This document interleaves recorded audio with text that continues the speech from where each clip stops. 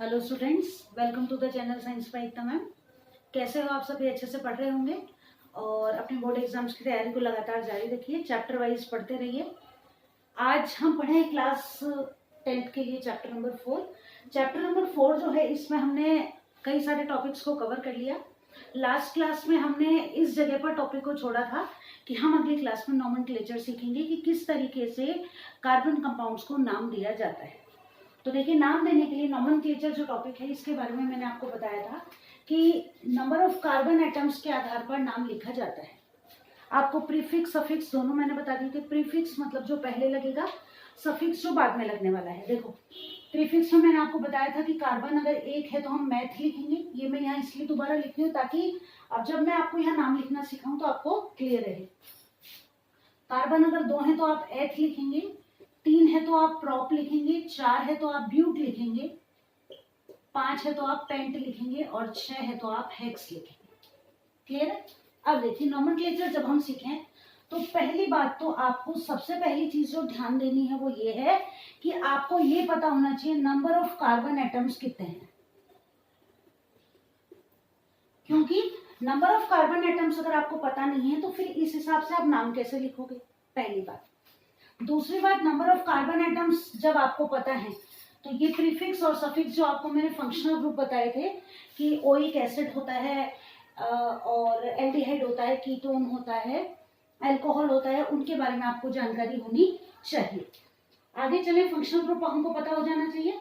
तीसरा, दूसरी चीज हो गई फंक्शनल ग्रुप। ठीक है। तीसरी बात, जब भी आप नाम लिखोगे तो आपको एक चीज का ध्यान रखना है, लॉन्गेस्ट चेन। लॉन्गेस्ट चेन का मतलब क्या है? लॉन्गेस्ट चेन का मतलब ये है कि आपको जब भी नंबर देना है ना, तो आपको कार्बन की वो चेन के अकॉर्डिंग नंबर देना है जो सबसे लंबी हो। ठीक है। चौथी चीज जो है वो ये है कि अगर सिंगल बॉन्ड है तो आपको नाम के लास्ट में एन लगाना है, और अगर डबल बॉन्ड है तो आपको इन लगाना है, और ट्रिपल बॉन्ड है तो आपको क्या लगाना है? आइन लगाना है। अब जैसे कि एक एग्जांपल की मदद से मैं आपको नाम लिख के दिखाती हूँ। कार्बन ले लेते हैं हम 3। ठीक है। अब देखो, कार्बन 3 है तो पहली चीज, नंबर ऑफ कार्बन एटम्स हमको पता चल गए 3 है। फंक्शनल ग्रुप इसमें अभी हम मान लेते हैं कुछ भी नहीं है। लॉन्गेस्ट चेन ये हो गई हमारी सबसे लंबी, तीनों कार्बन हमने एक साथ लिख दिए। अब हमको क्या करना है, मान लो कि इसमें एन, इन या आइन क्या आएगा, तो ये हमको इस तरीके से लिख के दिया हुआ है।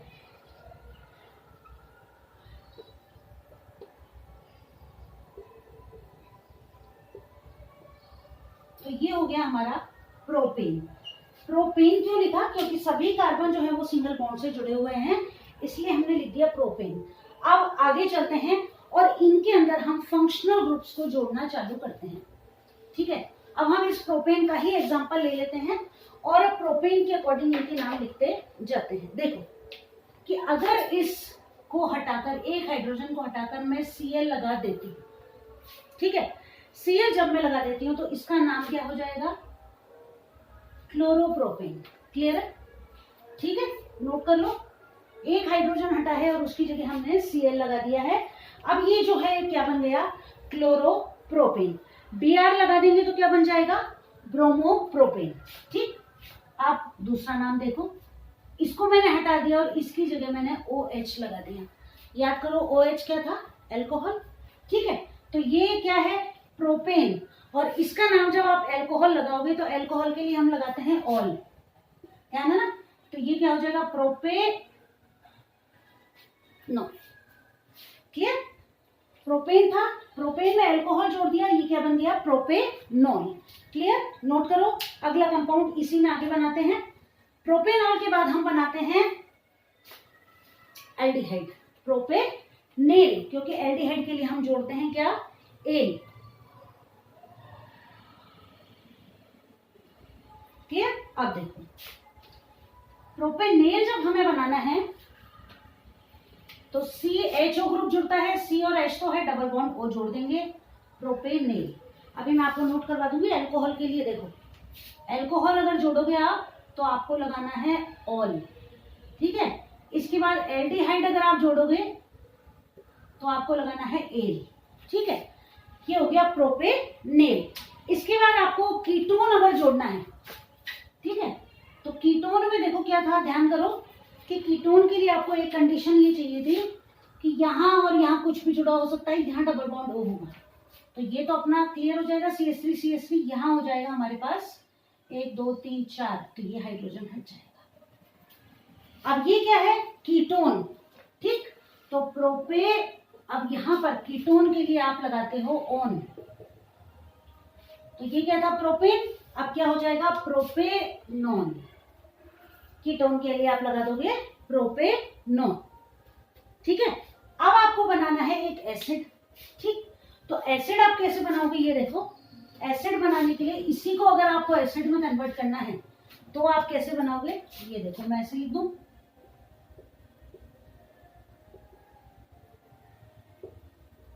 सी है, हाइड्रोजन है, डबल बॉन्ड O और ये OH, COOH ग्रुप यहां जुड़ गया। प्रोपेन था तो ये हो गया प्रोपेनोइक एसिड। यानी कि अगर आपको एसिड ऐड करना है तो आपको क्या जोड़ना पड़ेगा नाम के लास्ट में, ओइक एसिड। कार्बन 3 ही रहेंगे इसीलिए प्रोपेनोइक एसिड हो जाएगा। ठीक, अब अगर आपको प्रोपीन बनाना है या प्रोपाइन बनाना है तो क्या ध्यान देना पड़ेगा, ये क्लियर हो गए, 2-4 बार प्रैक्टिस करोगे ना आप अच्छे से तैयार हो जाएंगे। फिर भी नहीं हो तो बता देना, एक बार और बता देंगे। ठीक है, अब मान लो आपको प्रोपेन से प्रोपीन बनाना है, तो देखो इसको आपने ऐसे लिखा, इसको हम ऐसे भी तो लिख सकते हैं, CH3 CH2 CH3, ऐसे भी तो बना सकते हैं। अब क्या करना है, यहाँ एक डबल बॉन्ड लगा दो, तो ये क्या हो जाएंगे 1 2 3 4, और यहाँ क्या हो जाएगा, अब ये क्या बन गया प्रोपीन। ठीक है, CH3 C triple bond CH, ये इसकी 4 वैलेंसी कंप्लीट, इसकी 1 2 3 4 हो गई और इसकी 3 और 1 4, और अब ये क्या बन गया प्रोपाइन। ठीक है, अब मान लो ये ऐसा टॉपिक है कि हो सकता है आपको एक बार में ऐसे लग रहा हो कि यार थोड़ा सा लेंदी है या थोड़ा सा टफ है, लेकिन एक बार ये याद कर लो और एक एग्जांपल ले लो। जैसे मैंने प्रोपीन लिया, आपकी शायद जो एनसीईआरटी है उसमें ब्यूटेन का एग्जांपल दिया हुआ, एक बार उसको ले लो। ठीक है, और एक बार सबको सॉल्व करके देख लो, इतना टफ नहीं है जितना लग रहा है। हाँ, ये जरूर हो सकता है कि पहली बार आप इस टॉपिक को पढ़ रहे हो तो शायद थोड़ी सी दिक्कत हो, लेकिन ऐसा नहीं है कि हम कर नहीं सकते, थोड़ा सा प्रयास करने पर हमारा काम कंप्लीट हो जाएगा। तो आप ब्यूटेन से ये सब बनाओगे और मुझे बताओगे कि आपके अच्छे से क्लियर हुए या नहीं हुए। ठीक है, तो ये हो गया नॉमेनक्लेचर हमारे कार्बन कंपाउंड्स का। अब हमको जो अगला टॉपिक पढ़ना है वो है chemical properties of these organic compounds, यानी कि कार्बन से बने हुए जो कंपाउंड्स है ना, इनकी केमिकल प्रॉपर्टीज के बारे में हमें पढ़ना है।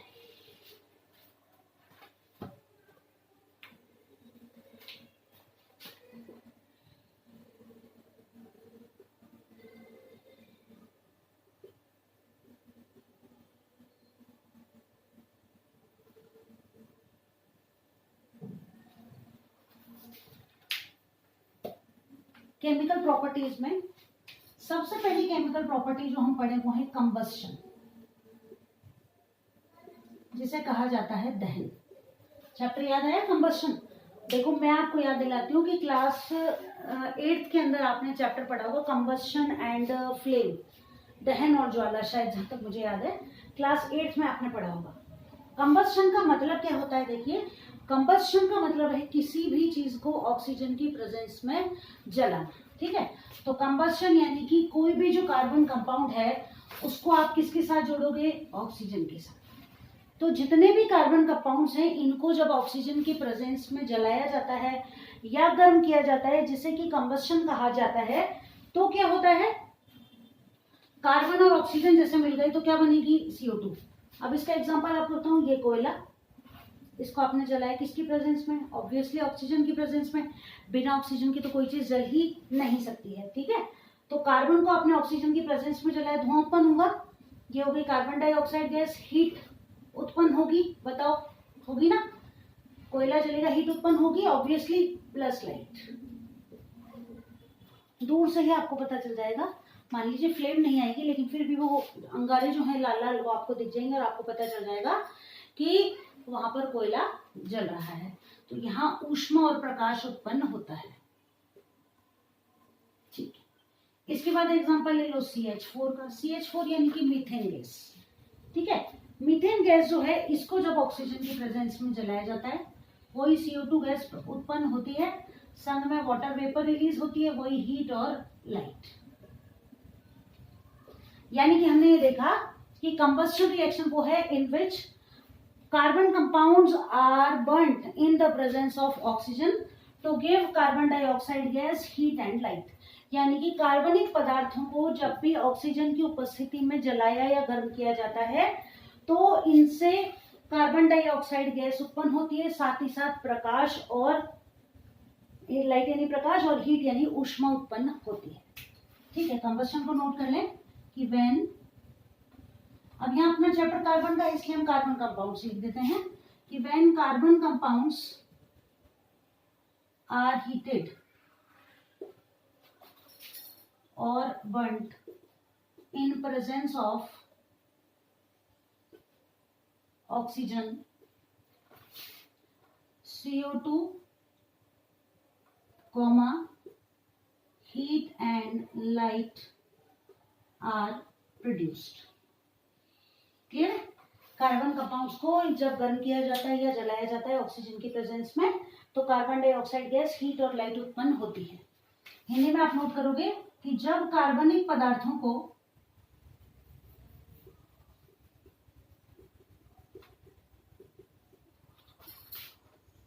ऑक्सीजन की उपस्थिति में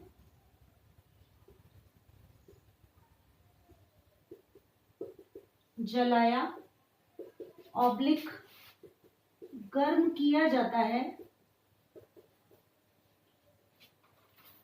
ठीक है, तो CO2 प्रकाश व ऊष्मा उत्पन्न होते हैं।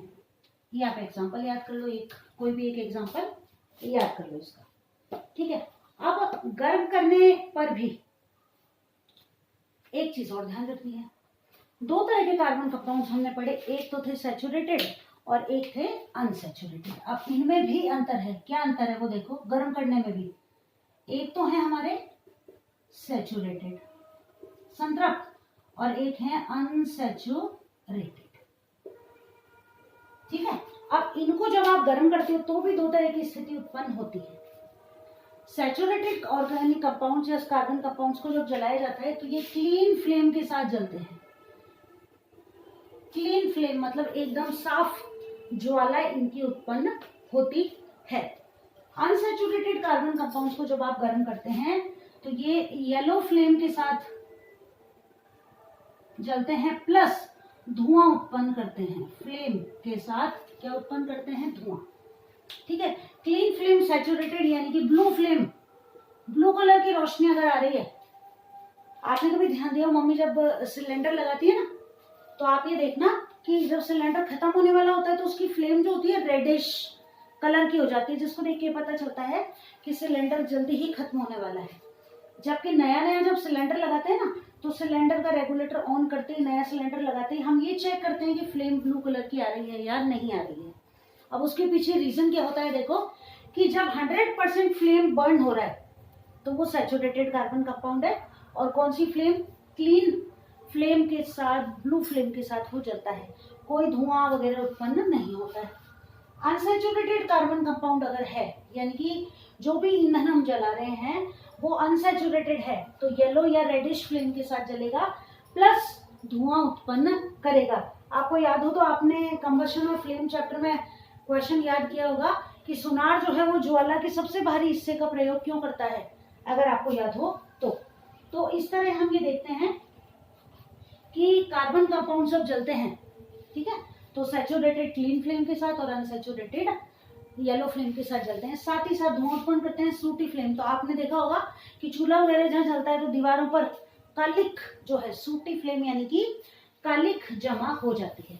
अब अपने घरों में अगर हम ध्यान दें, ठीक है, तो हमारे घरों के अंदर हम ये देखते हैं कि वैसे तो गैस पर बर्तन खराब होते नहीं, लेकिन अगर कभी आप ये नोट करें कि आपने गैस पर कुकर रखा या चाय बनाने वाला बर्तन रखा और वो क्या हो रहा है, नीचे से उसका पैंदा काला हो जाता है खाना बनाने के बाद। तो कंफर्म ये है कि जितना भी फ्यूल हम यूज ले रहे हैं वो पूरी तरह से नहीं जल रहा है। अब दिक्कत कहाँ हो सकती है, बर्नर जो है उसमें गंदगी हो सकती है, या फिर कोई और कारण हो सकता है जिसकी वजह से प्रॉपर वहां तक फ्लेम नहीं पहुंच पा रही है। तो उस स्थिति में आपको क्या करना है, अपने बर्नर को चेक करना है कि उसके अंदर कोई गंदगी वगैरह तो जमा नहीं है, या फिर उसकी जो होल्स हैं उनमें कोई ब्लॉकेज तो नहीं है। तो देखो, घर के अंदर काम में आने वाली साइंस के साथ आप 2-4 चीजें भी सीख लेते हो। और साइंस की खास बात यह है कि ये आपको ये समझाती है कि आपके आसपास जो भी चीज हो रही है उनके पीछे कोई ना कोई साइंटिफिक रीजन है। यानी कि किसी की कही गई बात पर, हम जो साइंस पढ़ने वाले बच्चे हैं वो किसी की कही बात पर विश्वास नहीं करते हैं। उनको रीजन पता होता है कि कोई भी कारण जो हो रहा है, कोई भी काम जो हो रहा है, उसके पीछे कोई ना कोई रीजन है। चलिए अब हम बात करते हैं कोल और पेट्रोल की।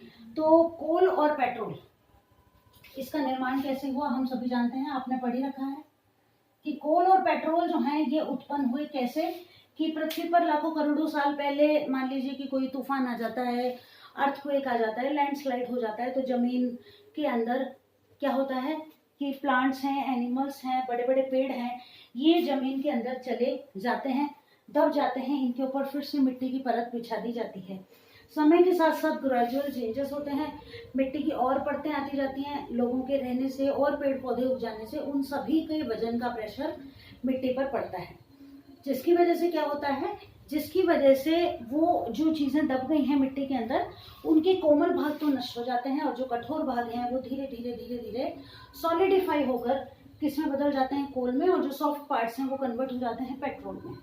इस तरह कोल और पेट्रोल का निर्माण होता है, जो कि हमारे आसपास फ्यूल के रूप में काम में आते हैं मुख्य रूप से। इसके बाद हम ये पढ़ें कि एलपीजी जैसे स्टोव है, एलपीजी, इसमें तो आपको फ्लेम दिखाई देती है, लेकिन कोयले को जब जलाया जाता है, ठीक है, तो यहाँ पर आपको फ्लेम दिखाई नहीं देती है, नहीं देती है ना। उसके पीछे क्या रीजन है, देखो कि कोयले जलते जब हैं तो शुरू शुरू में तो फ्लेम आती है हल्की सी, फिर केवल वो सुलगते रहते हैं, उनके अंदर से जैसे एलपीजी गैस जलती है वैसी फ्लेम उत्पन्न नहीं होती है। अब उसके पीछे रीजन क्या होता है, तो रीजन ये होता है कि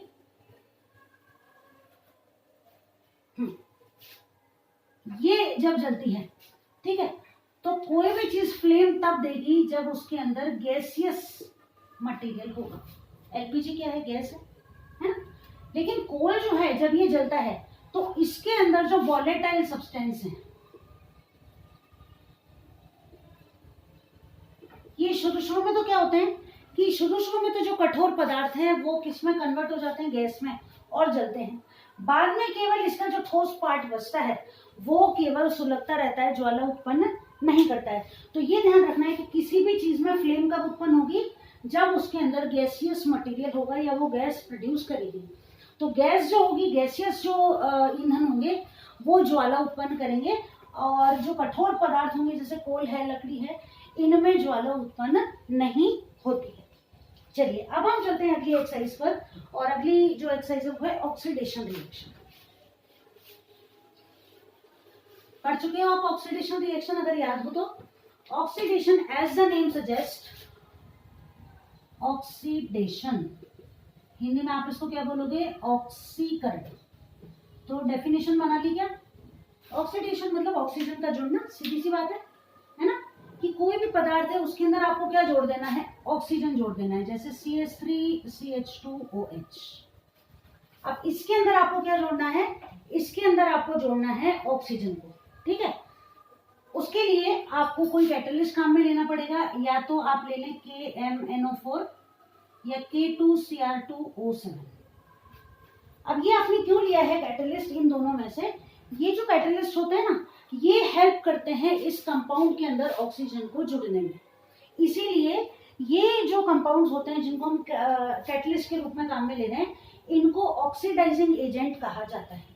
और जितने कार्बन वाला कंपाउंड रिएक्शन से पहले है, उतने ही कार्बन वाला एसिड हमें मिल जाता है एल्कोहल से। 2 कार्बन थे, 2 कार्बन वाला ही एल्कोहल हमें यहाँ पर मिल जाता है, ठीक है। अब ये जो है ना KMNO4 पोटेशियम परमैंगनेट एसिडिफाइड है ये, यानी कि एसिड के साथ मिक्स्ड है, या K2Cr2O7 यानी कि पोटेशियम परमैंगनेट, ये दोनों कंपाउंड्स क्या हैं, ये कहलाते हैं ऑक्सीडाइजिंग एजेंट। ऑक्सीडाइजिंग एजेंट इनको क्यों कहा जाता है, इसलिए कहा जाता है because they help to add oxygen to the given substance, यानी कि दिया गया जो पदार्थ है उसके अंदर ऑक्सीजन के जुड़ने में ये क्या करते हैं, मदद करते हैं, इसलिए इनको कहा जाता है ऑक्सीडाइजिंग एजेंट, यानी कि ऑक्सीकारक पदार्थ इनको कहा जाता है। क्लियर है, ये हो गई हमारी रिएक्शन, कौन सी, ऑक्सीडेशन रिएक्शन। ठीक, अगली रिएक्शन जो है वो है एडिशन रिएक्शन, यानी कि योगात्मक अभिक्रिया।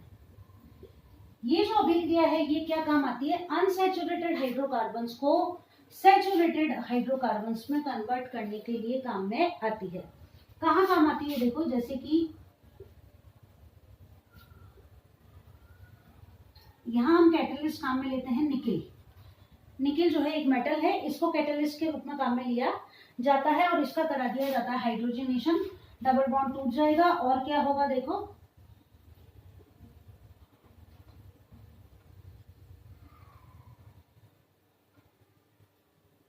क्या हुआ, H2 था ना, दोनों हाइड्रोजन जुड़ जाते हैं कंपाउंड के साथ और क्या होता है, अनसैचुरेटेड हाइड्रोकार्बन से अनसैचुरेटेड कंपाउंड जो है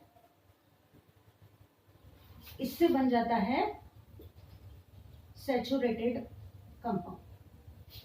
यहां पर काम में आती है ये रिएक्शन जिसको कहते हैं एडिशन रिएक्शन, इसको हाइड्रोजनेशन भी हम कह सकते हैं, क्योंकि ये विधि कब काम में आती है, ये विधि काम में आती है वनस्पति तेल से वनस्पति घी बनाने के लिए। ठीक है, तो इसको हाइड्रोजनेशन भी कहते हैं। अब हमारे लिए काम में आने वाली बात कि अनसैचुरेटेड हाइड्रोकार्बन्स जो होते हैं, ठीक है, एनिमल फैट्स जो होते हैं उनके अंदर होते हैं सैचुरेटेड फैटी एसिड्स।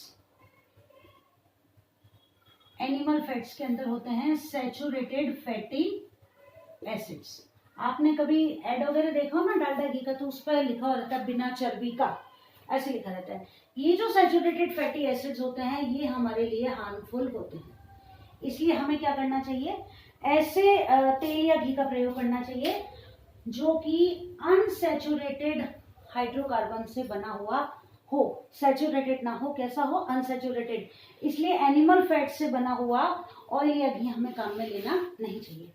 अब समरी आज की क्लास की ये कि एक तो नाम लिखना आपको सीखना है, सफिक्स और प्रीफिक्स, ओइक एसिड किस में लगाना है, ऑल किस में लगाना है, इसको नोट करना है, पहली बात।